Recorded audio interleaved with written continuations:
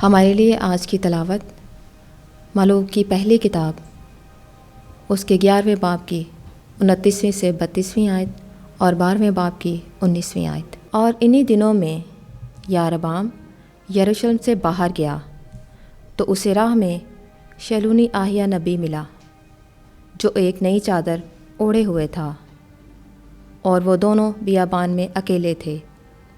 तो आहिया ने नई चादर जो उस पर थी पकड़ी और उसे फाड़कर 12 टुकड़े किए और यारबाम से कहा कि तू अपने लिए 10 टुकड़े ले, क्योंकि खुदावंद इस्राएल का खुदा इस तरह फरमाता है, देख मैंने सुलेमान के हाथ से सल्तनत फाड़ डाली और तुझे 10 कबीले अता किए, मगर मेरे बंदे दाऊद और शहर यरूशलेम की खातिर जिसे मैंने इस्राएल के तमाम कबाइल में से चुन लिया, एक कबीला उसके लिए होगा। सो इस्राएल ने दाऊद के घर के ख़िलाफ़ बगावत की जो आज तक है।